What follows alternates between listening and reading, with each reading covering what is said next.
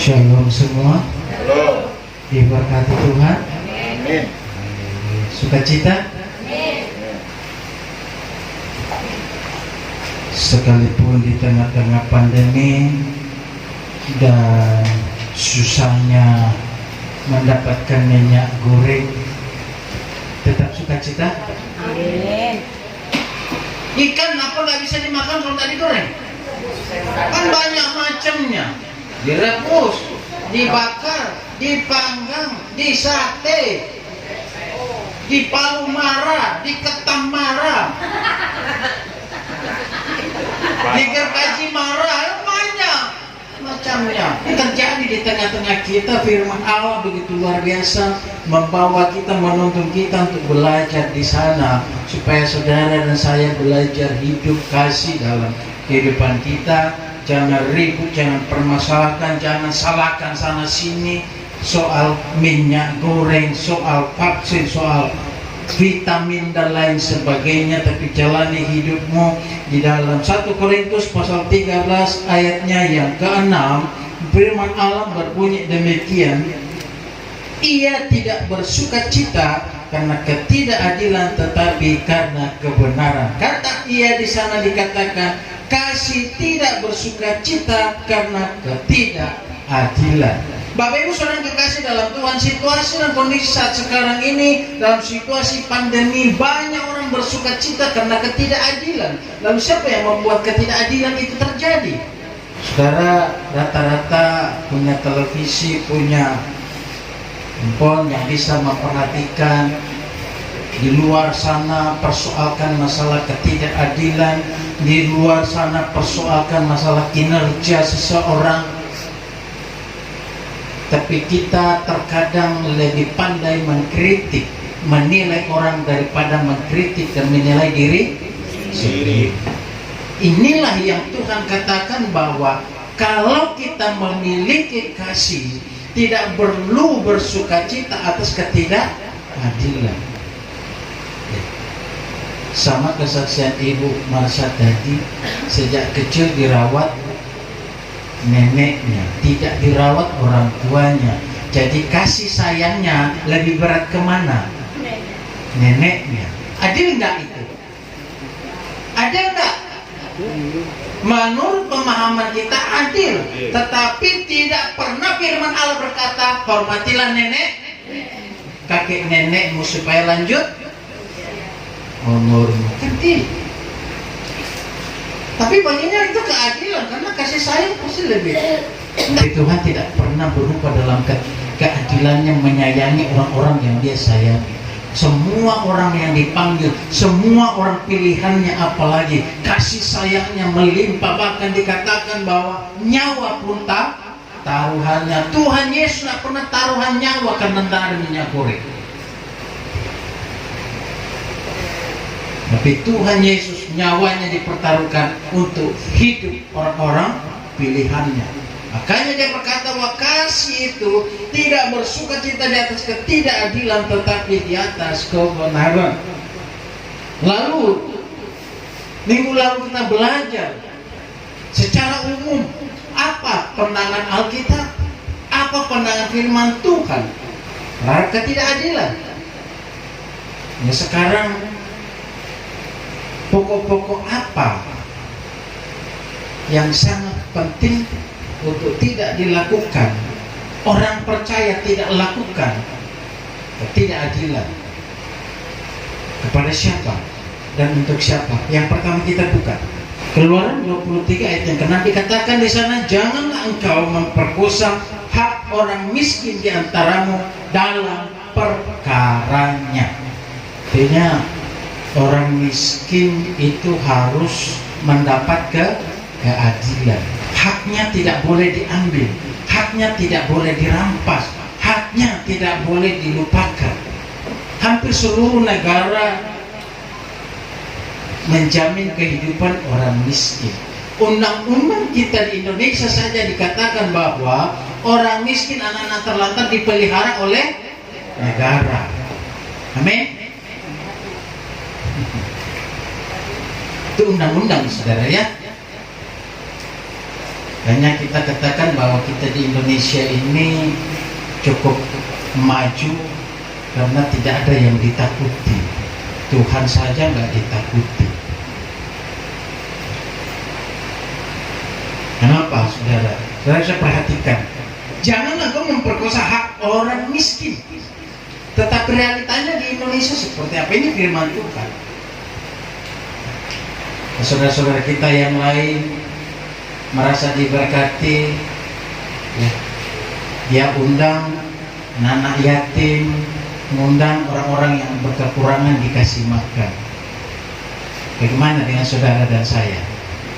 Soal tidak diundang dimakan ini tidak perlu, tapi yang terpenting bagi kita bagaimana kita ikut membantu mereka. Kalau kita mau bicara ketidakadilan dalam kehidupan kita sehari-hari, banyak kita jumpai. Sama ketika saya naik angkot di Samarinda, tidak tahu entah kenapa tiba-tiba curhat, tidak dapat juga BLT. Ada yang tetangga saya kerja di batubara, gaji besar, dapat BLT. Saya juga bingung, kok bisa ya? Itu kan di data, tidak tahu datanya bagaimana, kok bisa? Orang yang kerja dapat gaji besar, masih dapat BLT. Kita ini apa angkot, apalagi namanya sudah angkot dengan kondisi orang rame-rame punya kendaraan bermotor sendiri, angkot kan sepi. Nggak dapat BLT. Kalau Anda masih mampu, Anda masih kuat bekerja, lebih baik bekerja. Karena Alkitab berkata, kebahagiaan orang percaya menikmati hasil keringatnya dan hasil kerja kerasnya. Tapi jangan berlanjut kepada kesombongan. Oh, semua aku peroleh karena hasil kerja kerasku. Seperti itu yang baru-baru itu terjadi. Wah, saya bilang terlalu. Masa dia berkata, Tuhan pun bingung memiskinkan saya. Nggak usah Tuhan miskinkan Anda. Anda ketemu polisi sekarang udah miskin. Misalnya punya bahasa, Tuhan pun bingung memiskinkan saya. Terlalu kali. Sombong. Ini memang betul-betul kaya. Wah, heran ya. Tengah malam pun telepon showroom, saya mau beli mobil mewah datang. Namanya penjual kan, siap bilang, wah yang penting lah, soal duitnya dari mana ke mana tidak peduli, yang penting mobilnya lah laku. Amsal 22 ayat 16.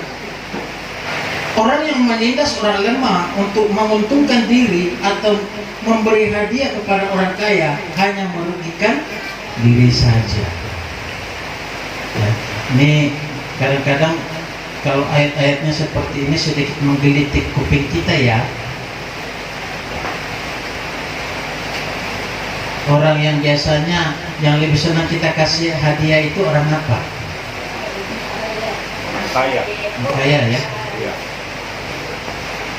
Nah Tuhan bilang kamu tabur menuk. Kalau menabur di orang miskin dapat nggak tuayan? Kan enggak. Orang mendapat apa dari situ kan? Kita perhatikan hidup yang hari-hari kita ini rasanya jadi salah semua ya. Saya ketemu beberapa anak Tuhan ya, dia baru mulai proses ke sana. Ya, bincang di situ lama, banyak sharing tentang kebenaran firman Tuhan. Bisa bilang kebetulan selama ini apa yang kamu lakukan kamu belum tahu, masih aman-aman. Saya belum titik ngomong, bapaknya dari samping berkata, kalau sudah tahu kebenaran lalu kamu tidak lakukan dosa. Oh iya kak, dia apa pendeta? Lah iya. Betulan kali itu banyak berbicara tentang keuangan dan uang. Bagaimana itu dengan uang? Bilang memang uang itu sangat sensitif dalam kehidupan kita karena firman Allah, dan itu ditegaskan oleh firman Tuhan bahwa jangan menjadi hamba uang. Bukan berarti tidak boleh cari uang. Bekerja silakan, usaha silakan, tapi jangan kita jadi hamba. Jadi hamba Tuhan, Boleh. Boleh enggak? Hamba Tuhan boleh, hamba uang jangan. Tapi dua-duanya dibutuhkan. Amin. Dua-duanya dibutuhkan. Mana yang lebih penting? Uang, hamba uang. Tuhan atau uang? Yang benar. Pokoknya Tuhan berkata jangan jadi hamba uang, hamba Tuhan. Boleh. Persoalannya menjadi pertanyaan, dua-duanya dibutuhkan enggak? Butuh uang, butuh Tuhan enggak? Yang lebih utama mana? Amin. Amin.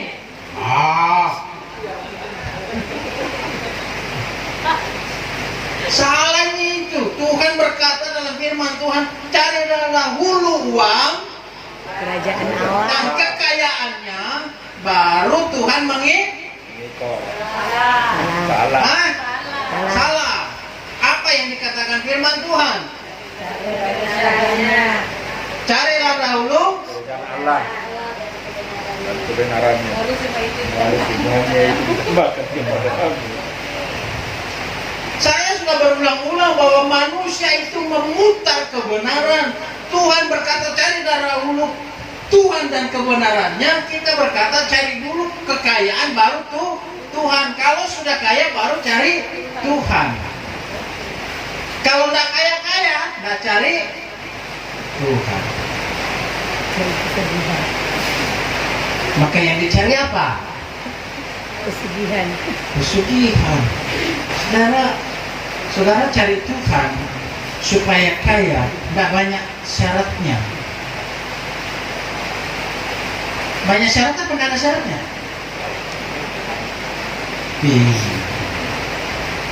Berarti PR bagi saudara sendiri ya. Dalam Tuhan diberkati ada syaratnya atau tidak. Tapi semua yang ada di dunia pesugihan pun punya syarat. Jadi yang paling utama bagi Tuhan, cari dahulu kerajaan Allah dan jalan.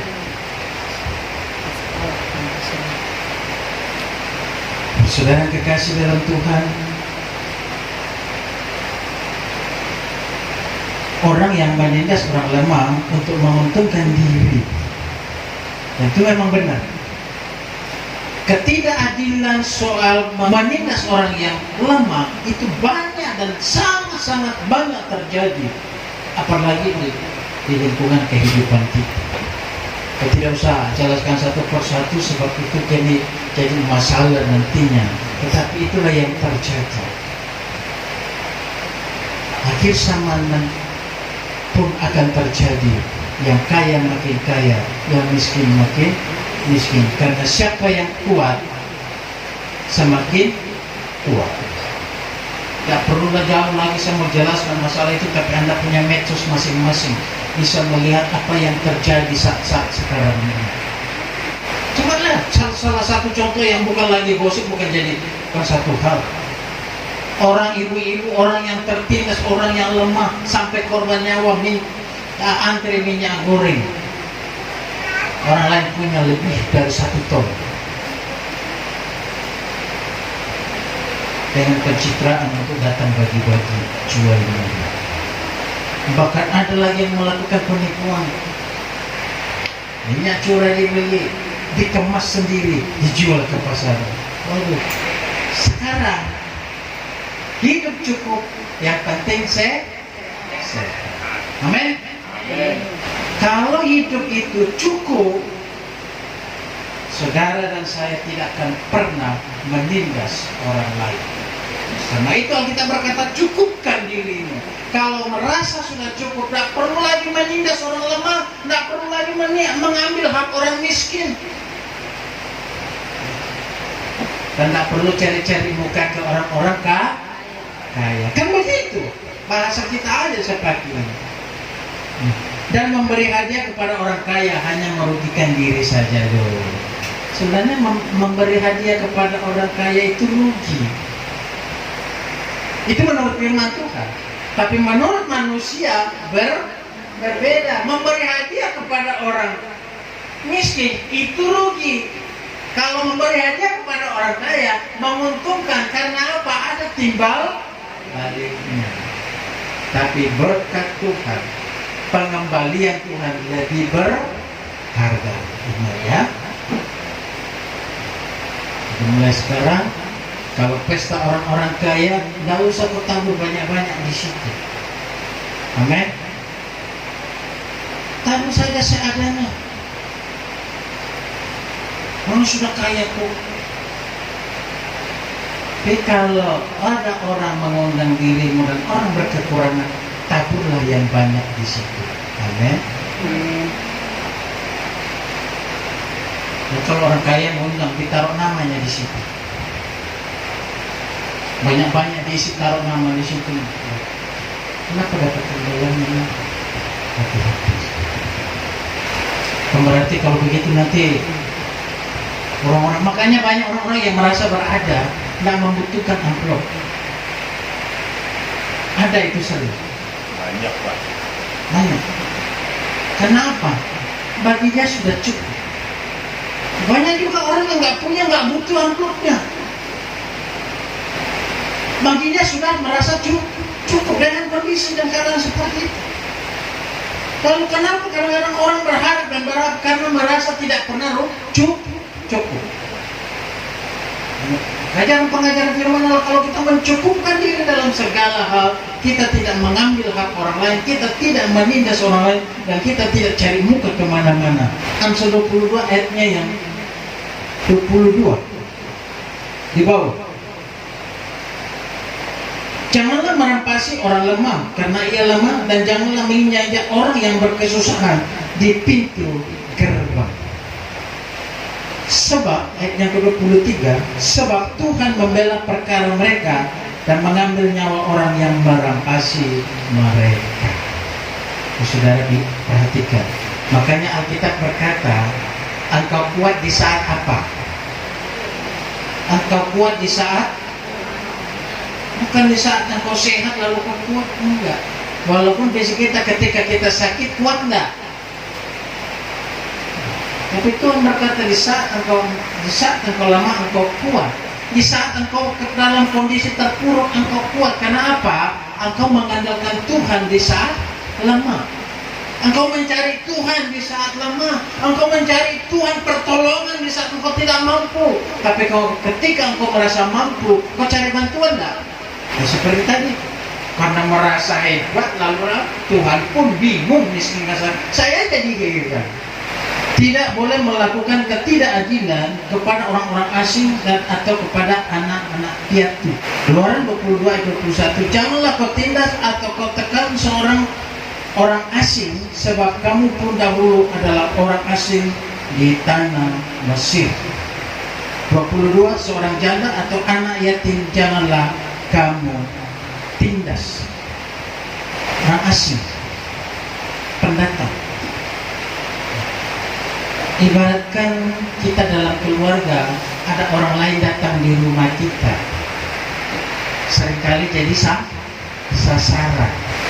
Cuma terkadang orang yang datang dalam rumah tidak tahu sudah disayang, sudah dikasihani, malah jadi majikan. Anda memperlakukan mereka, Anda tidak kenal, tiba-tiba tinggal dalam rumah. Perlakukan dengan baik. Kasih makan apa yang kau makan, makankan dia. Apalagi dengan anak-anak yatim.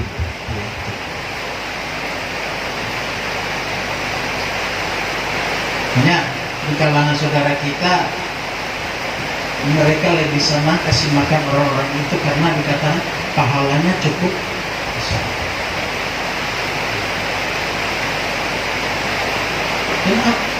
Dan firman Allah sebagai orang yang percaya juga bukan sesuatu hal yang salah. Memberi makan mereka, kasih makan mereka. Hanya beberapa waktu yang lalu sebelum masa pandemi, kami itu ibadah dengan anak-anak di panti asuhan. Ketika saya sampai di sana, Dan ajak anak-anak lihat bagaimana kondisi keadaan mereka. Seperti apa ketika mereka tidak punya orang tua, ketika tidak punya anak dan ibu untuk merawat mereka, menyekolahkan mereka dan lain sebagainya. Tapi ya, itulah situasi dan kondisi. Ketika kami sampai di sana, anak-anak yang hadir bukan hanya tidak punya orang tua, ada yang masih punya orang tua, tapi itulah korban orang tua. Orang-orang yang nggak punya, kira ajar anak-anak, perhatikan seperti apa keadaan mereka. Mereka hanya menunggu dan menunggu belas kasihan orang lain, orang dari luar.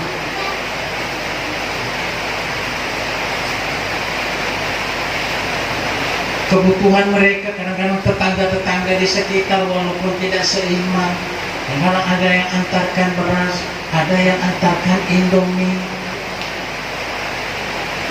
Katakan kepada mereka, kalian bersyukur dan sangat bersyukur masih punya orang tua yang merawat kalian, membimbing kalian, mendidik kalian, memberikan segala kebutuhan dan keperluan saudara. Ulangan pasal 24 ayat yang ke-17 berbunyi demikian. Janganlah engkau memperkosa hak orang asing dan anak yatim. Juga janganlah engkau mengambil pakaian seorang janda menjadi gadang. Peraturan-peraturan dalam firman Allah cukup lengkap, saudara.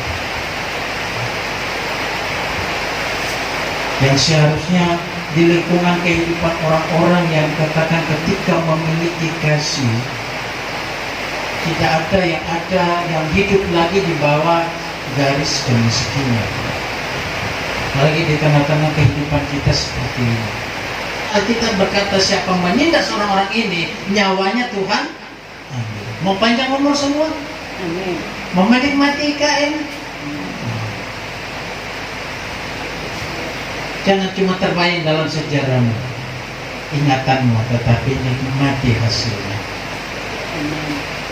Tapi kalau nggak punya Pak, semua investor lari. Soal investor urusan pemerintah. Ayat yang terakhir, Yeremia pasal 22 ayatnya yang ketiga.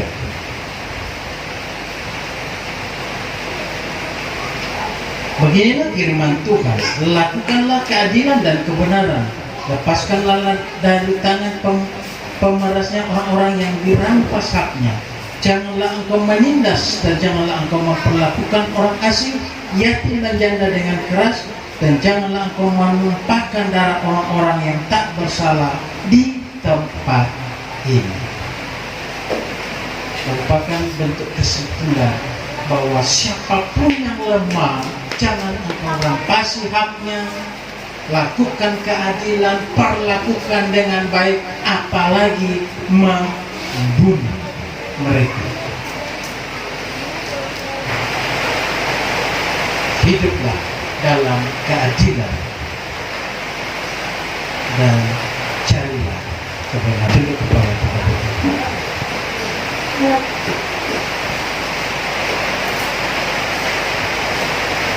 Di tengah-tengah menjelang kedatangan Tuhan kedua kali, di pemandangan kami, di lingkungan kami, di mana kami berada, ketidakadilan semakin terjadi.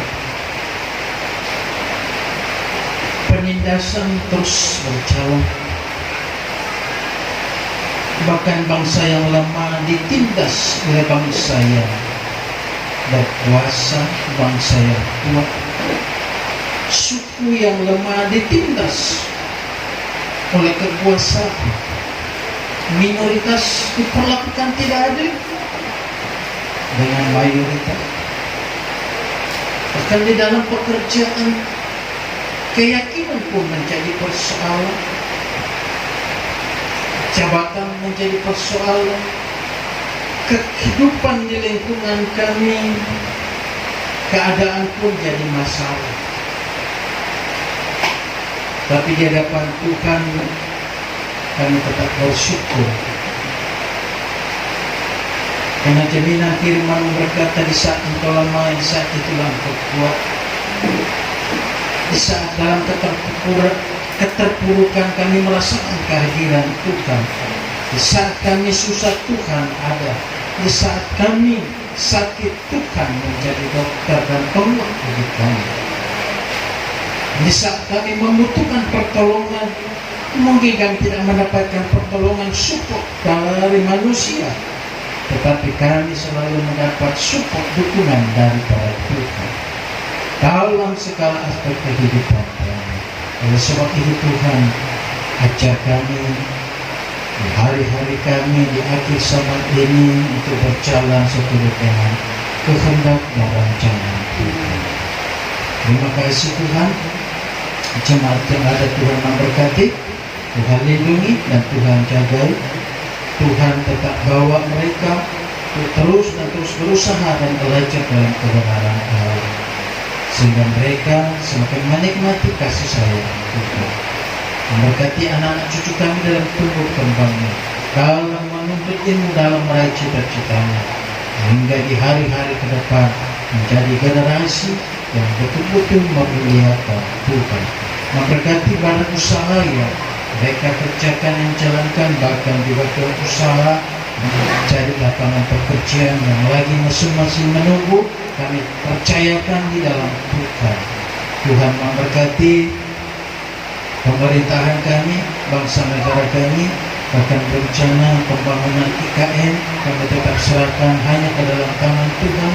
Segala rencana pemerintah yang berjalan seturut dengan kehendak dan rancangan Tuhan. Kami tetap berdoa, saudara kami, keluarga kami, dimanapun mereka berada, Tuhan pelihara mereka. Tuhan, kami tahu dan percaya kami jemaat yang kecil, ketika menghadapi proyek Tuhan yang Tuhan siapkan bagi kami pertaruhkan itu dan meminta kuatan kuasa Allah, campur tangan Tuhan, jaminan Tuhan, sehingga pembangunan rencana awal itu boleh berjalan dengan baik. Kami hanya serahkan dalam tangan Tuhan, penyertaan Tuhan, dan juga Tuhan tetap memberkati seluruh jemaat Tuhan, kekuatan kesehatan yang baik daripada Tuhan. Keluar masuknya siang dan malam tiang-tiang awal menyertai keperluan kebutuhan mereka untuk gembala yang baik akan menggembalakan mereka, menuntun dan membawa mereka kepada air yang tenang dan kepada rumput yang hijau. Terima kasih Tuhan. Kami akan belajar memberikan yang terbaik, oleh kami memberikan dengan sukacita. Di dalam nama Yesus kami berdoa. Haleluya.